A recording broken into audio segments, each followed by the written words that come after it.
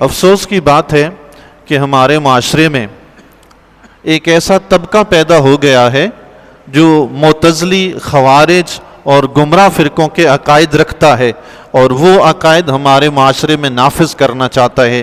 اس آیت کو جب پڑھتا ہے تو پڑھ کر فوراً وہ اولیاء کرام اور انبیاء علیہ السلام پر چسپاں کرتا ہے اور ہمیں تانے دیتا ہے، جو مزارات پر جا کر دعائیں کرتے ہیں، تانے دیتے ہیں کہ دیکھو تم مشرک ہو، تم بت پرست ہو، یہ تو نہ مکھی اڑا سکتے ہیں، نہ مکھی سے کچھ چھڑا سکتے ہیں، نہ مکھی بنا سکتے ہیں، یہ کچھ نہیں کر سکتے۔ بڑے افسوس کی بات ہے کہ قرآن کریم کا جو معنی ہے، جو مطلب ہے، اس کو پھیر کر کسی دوسری طرف لے جانا، یہ کس کی نشانی ہے؟ بخاری شریف کی روایت سے سمجھتے ہیں کہ ایسے لوگ ہیں کون۔ بخاری شریف میں امام بخاری رحمۃ اللہ تعالی علیہ نے روایت نقل فرمائی ہے، فرماتے ہیں کان ابن عمر یراہم شرار خلق اللہ۔ امام بخاری نے اس کو باب قتل الخوارج والملحدین، ملحدین اور خوارج کے قتل کے باب میں اس کو ذکر فرمایا ہے، اور فرماتے ہیں ابن عمر ان خوارج کو، ملحدین کو اللہ کی مخلوق میں سب سے بدترین سمجھتے تھے، سب سے بدترین سمجھتے تھے۔ کیوں سمجھتے تھے اور ان کی نشانی کیا ہے؟ اگلی جو بات بیان فرما رہے ہیں، ابن عمر، عبداللہ بن عمر صحابی رسول، اور عام صحابی بھی، چھوٹے طبقے کے صحابی بھی نہیں ہے، صحابی میں مراتب ہے نا، بڑے سے بڑے جو ہیں صدیق اکبر رضی اللہ تعالیٰ عنہ ہیں، پھر مراتب نیچے آتے آتے عبداللہ بن عمر رضی اللہ تعالیٰ عنہ جلیل القدر صحابہ میں شمار ہوتے ہیں۔ انہوں نے فرمایا مخلوق میں سے بدترین لوگ ہیں یہ خوارج اور ملحدین۔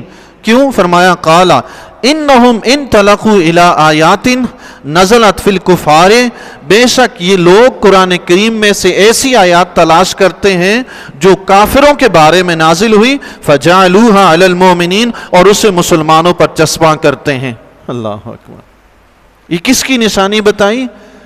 منافقین کی، خارجیوں کی، اور فرمایا بدترین مخلوق ہے وہ جو بتوں کے بارے میں، کافروں کے بارے میں نازل ہونے والی آیات کو فوراً مسلمانوں پر پھیر دیتے ہیں۔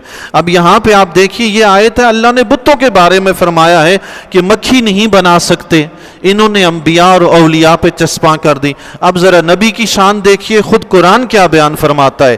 یہاں تو رب نے یہ فرمایا نا کہ مکھی نہیں بنا سکتے، اس سے مراد کون ہے؟ بت مراد ہیں، لیکن یہ ہر درم قسم کے لوگ انبیاء اور اولیاء پر چسپاں کرتے ہیں۔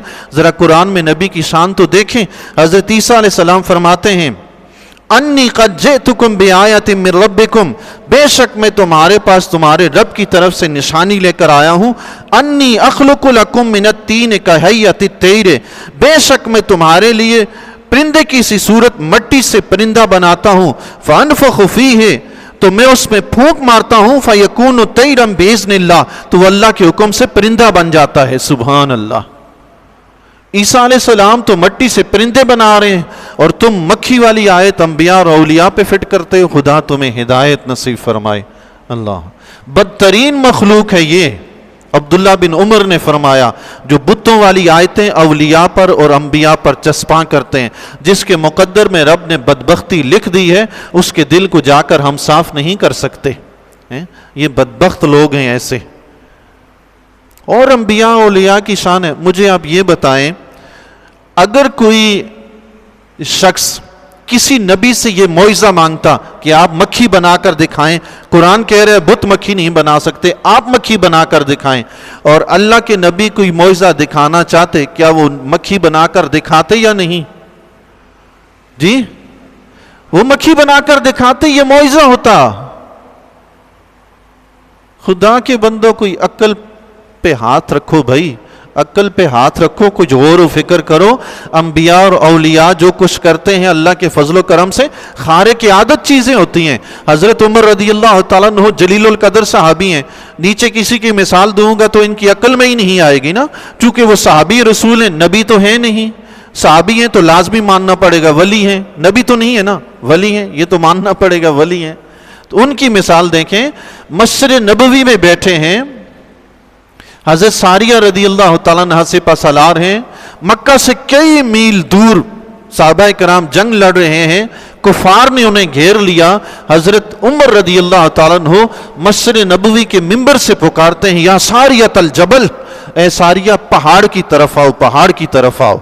हजरत सारिया रदी अल्लाह ताला अन्हा अपना लश्कर लेकर पहाड़ को अपने पुष्प पर लेते हैं और मुकाबला करके जंग जीतते हैं। मदीना में आकर बताते हैं कि जंग लड़ते हुए काफिरों ने घेर लिया था, हमें यूं आवाज आई तो हमने अपनी पुष्प पहाड़ की तरफ की, पुष्प पर पहाड़ को लिया और रब ने हमें फतह दी। सुभान अल्लाह, अल्लाह अकबर। ये तुम्हें अल्लाह के वलियों की शान नजर नहीं आती क्या?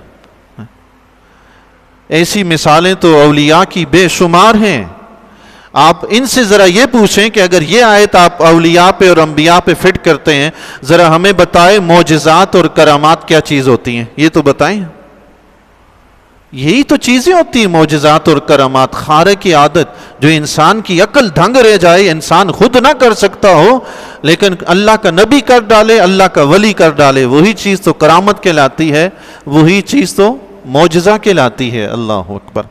हज़रत अली रज़ी अल्लाह ताला के ज़माना अक़दस में ये खारजियों की मखलूक में से बदतरीन लोगों की आदत है, कुरान करीम की आयत पढ़ के अपनी मर्जी से माना मुराद लेना, वो न समझना जो मुफस्सिरीन ने बयान किया है, जो आले हक ने बयान किया, नहीं, अपनी मर्जी चलाना।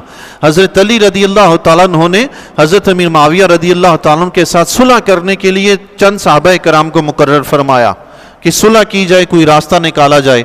खवारिज खड़े हो गए, उन्होंने कुरान करीम की आयत पढ़ी। देखें, हज़रत अली के सामने, हज़रत अली को कुरान का नहीं पता, इन्हें पता है।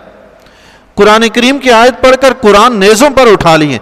इनिल हुक्म इल्ला लिल्लाह, इनिल हुक्म इल्ला लिल्लाह, कुरान की आयत है, हुक्म सिर्फ अल्लाह का है, फैसला सिर्फ अल्लाह का है।